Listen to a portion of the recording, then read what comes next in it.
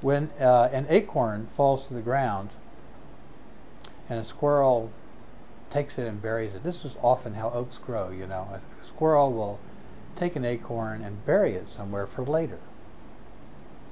Fortunately, some squirrels die, and so the acorns remain where they were. And other squirrels grow forgetful, or they store more acorns than they need. And so some of the acorns which get buried in various places actually grow. But the acorn never has any idea of what it's going to become. Why? Because it doesn't need to. All it needs to do is trust in that process which is implicit within it, and then it will happen.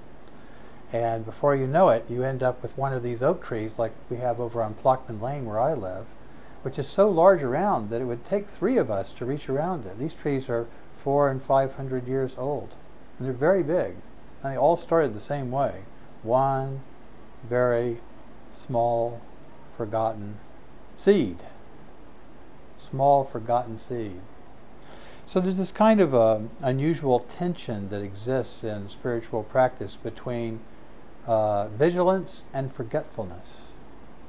Vigilance and forgetfulness. If you have only one of those, it's impossible to make any progress at all. If you're purely forgetful, and don't even say your one mantra a day, then nothing will ever happen.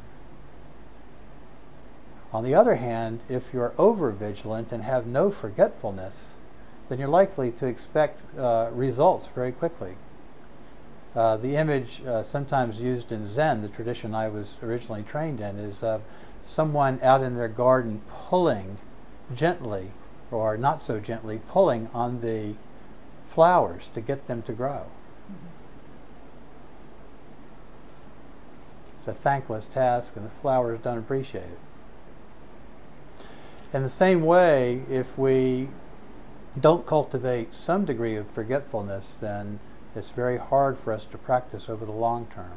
It's like planting a seed and forgetting it, except for once or twice a day when you remember it. So I'll offer a simple rule today, which you're free to take up if you want to, and it consists of only 5 words. Say the mantra every day. Say the mantra every day. It doesn't say how many times to say it, but clearly at least once. If you have one of these, you know, it has 108 beads, you could say it 108 times. If you say the mantra Om Mani Padme Hum somewhat slowly, so that each syllable takes about a little over a second to say, Om Mani Padme Hum, then it will take you somewhere between 15 and 20 minutes to say 108 mantras, roughly. If you say it quickly, it won't take much time at all. It's really up to you. But plant that seed and leave it, and forget it. Plant it and leave it and forget it. Leaving it and forgetting it is not the same way as walking away from it. You have to plant it along the path you travel every day. You have to plant it next to a place that you pass by so that it's a familiar thing, and so that you'll watch it and notice it as it grows. So right outside, for instance, right next to your bed, where you pass by every day. You get out of bed in the morning, the first thing you walk away from your bed and plant your practice somewhere in that vicinity. Likewise, before you go to bed at night, on your way to your bed, you can plant it there as well. So you'll pass by and you'll be remembered to spend a few moments with it every day. This is really a more sustainable approach to spiritual practice than what you will be taught in most religious settings. Religion has many things to recommend it, but sustainability is not among them. Very few religions offer a sustainable spiritual way of life. Why? Well, mostly because religions want life to serve them rather than wanting themselves to serve life.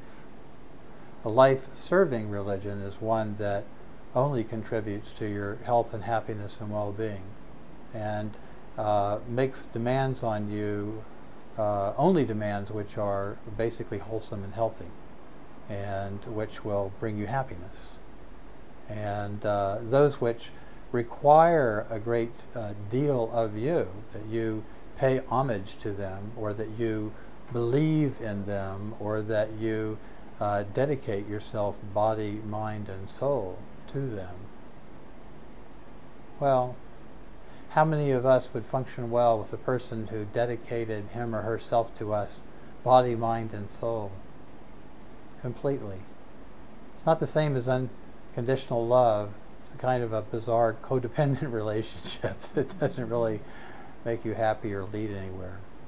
No, we want a partnership.